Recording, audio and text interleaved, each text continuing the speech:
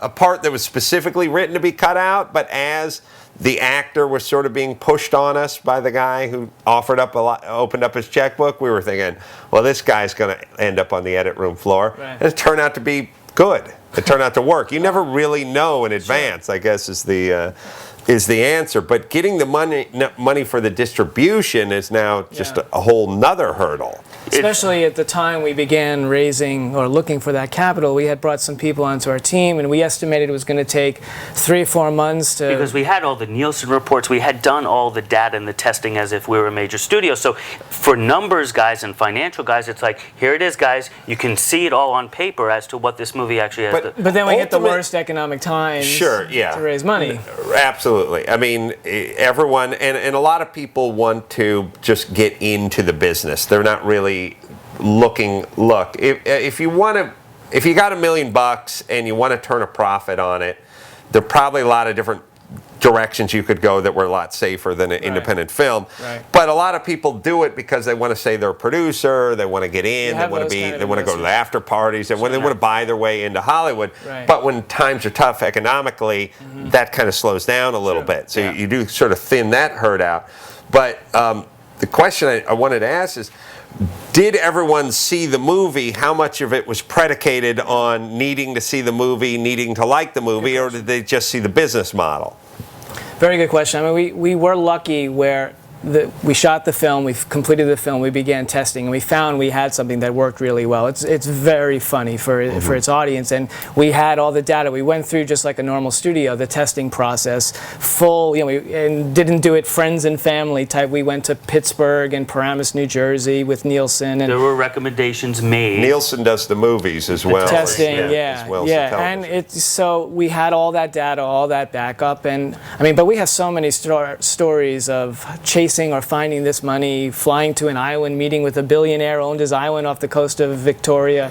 And but in the end, it was actually a conservative-based hedge fund that believed in our business and our models and saw the film and saw the data. Minus the data, though, you would have had a hard time without the film, pulling those. We would have had to sell a lot of grandma's cars in order to Yeah, I mean, that level of capital, they want to see the product, they want to see the data on the product, and then they want to know who's really running the team of people, because these days nobody just writes these level of checks, and Right. So I think we got lucky. We had the right product at the right time. That's another thing that our investors said is that, how did you guys know that the whole vampire thing was going to come back, into vogue? Right. And the honest answer is we didn't. It was a complete fluke. Right. Because so to have the first kind of vampire comedy action movie that it's sort of cyclical that way. You have like Scream, or I Know What You Did Last Summer, and then you have the Scary Movie franchise, and that often is a good pattern where you have a serious theme type movie like Twilight, New Moon, which has obviously struck a huge chord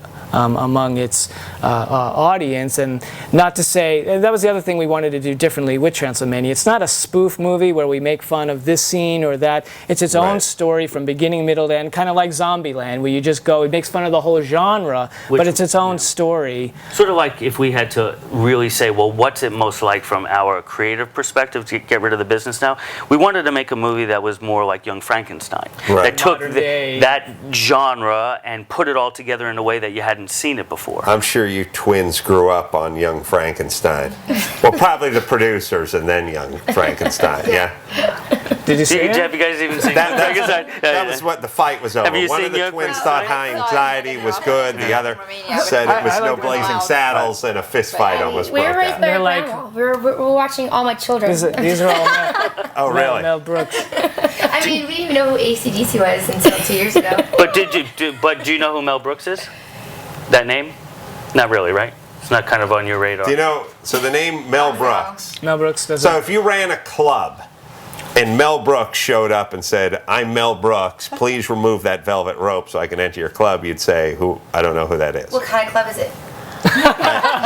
Is it a fetish club? Is it a fetish club? A guy or a girl? Club for twins who hate comedy. He wants to know if Mel Brooks is a guy or a girl. Is it a guy or a girl?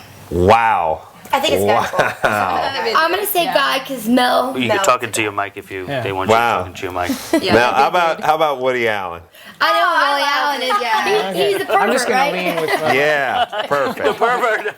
All right. A whole career, and then that's what it comes down to. You know, I'm joking. Adam, are you a Mel Brooks fan? With your comedy and everything? Or who are your comedy idols? Well, I will say thank you for asking, David. I will say Thanks for getting my name right. I will say I watched Defending Your Life by Albert Brooks, not Mel Brooks, the other night, and always am reminded at what a poignant comedy that is. Like how smart it is, how funny it is, but also what the message that it sends about examining your life and, you know, not going through your life with fear and making these decisions, and the whole sort of take on the afterlife and who moves on and who gets sent back and all that, the past lives pavilion and the whole thing, wall to wall. You know, so you take like Albert Brooks, you take Lost in America, and you take Defending Your Life, great movies. You take Woody Allen, who's had some hits and misses, but like Take the Money and Run, very funny, like slapstick movie. Love and Death, one of the funniest, I know you guys haven't seen any of these movies. Love and Death, one of the funniest, just joke for joke kind of movie. And then Crimes and Misdemeanors, poignant, interesting, thought-provoking, 5 different stories going on simultaneously, but lots of comedy, yet some pathos in it as well. So I guess, and as far as Mel Brooks goes, Mel Brooks is schlocky. I mean, he's cheap jokes thrown to the wall, and he does, and he's had some really funny beats and funny moments based on that. You know, love the Blazing Saddles, and lots of jokes at work, a couple that don't, a lot of repeats that go into other movies. Exactly.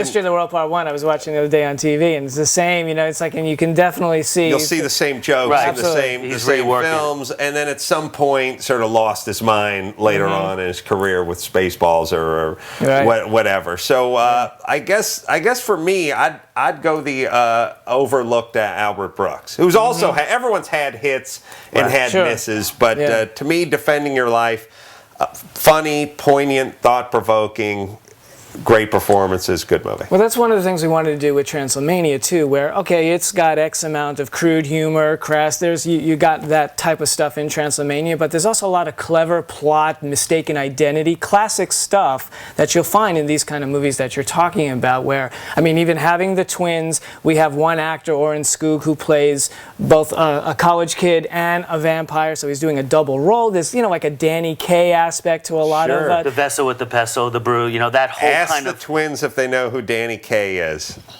Negative shipmate. Negative? Shipmate. Negative shipmate. All right.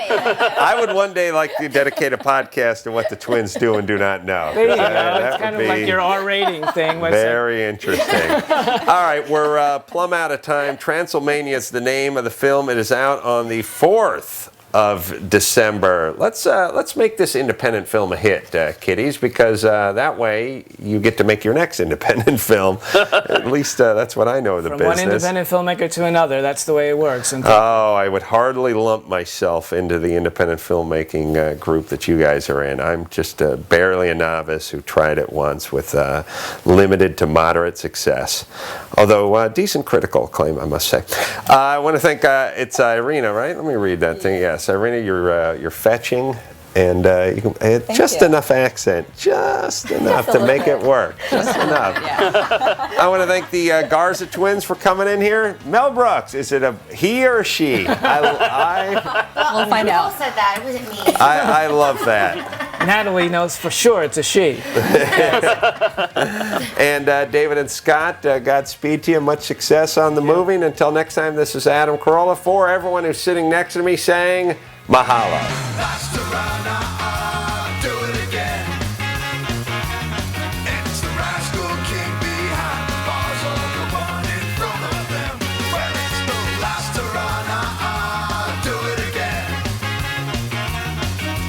Rascal King.